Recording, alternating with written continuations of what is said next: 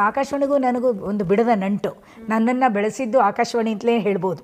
ನಮಗೆಲ್ಲ ಅವ್ರು ತುಂಬ ಒತ್ತಾಸೆ ಕೊಟ್ಟು ಭಾಳ ಪ್ರೋತ್ಸಾಹ ಕೊಟ್ಟು ಅನೇಕರು ಅದರಲ್ಲಿ ಇಂಥ ಕತೆ ಬರೀರಿ, ಇದು ಮಾಡಿರಿ, ನಾಟಕ ಬರೀರಿ ಅಂತ. ಆಮೇಲೆ ನಾನು ಪಾತ್ರನೂ ವಹಿಸ್ತಿದ್ನಲ್ಲ, ಮಾನ್ಯತೆ ಪಡೆದ ಕಲಾವಿದೆ ಆದ್ದರಿಂದ ನಾನು ಪಾತ್ರಗಳು ವಹಿಸ್ತಿದ್ದೆ. ಜೊತೆಗೆ ನಮ್ಮ ಪತಿನೂ ಕೂಡ ಅದರೊಳಗೆ ಅದೇ ಹವ್ಯಾಸ ಆದ್ದರಿಂದ ಇಬ್ಬರಿಗೂ ಅನುಕೂಲ ಆಯಿತು.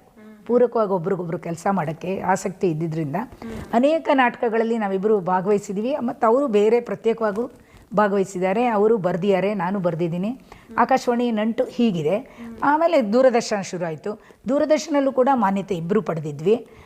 ಅನೇಕ ಇಲ್ಲ, ನಾನು ಆ್ಯಂಕರ್ ಆಗಿರಲಿಲ್ಲ. ನಾನು ನಾಟಕಗಳಲ್ಲಿ ಭಾಗವಹಿಸಿದ್ದೀನಿ.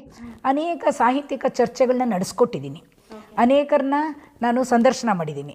ನಿಮ್ಗೆ ಹೇಳಬೇಕು ಅಂದರೆ ಈಗ ಒಂದು 23-24 ವರ್ಷದ ಕೆಳಗೆ ಮ್ಯಾಥಮೆಟಿಷಿಯನ್ ಶಕುಂತಲಾ ದೇವಿಯವ್ರದ್ದು ನೀವೇ ಇಂಟರ್ವ್ಯೂ ಮಾಡಬೇಕು ಅಂತ ಹೇಳಿ ನನಗೆ ಇವತ್ತಿನ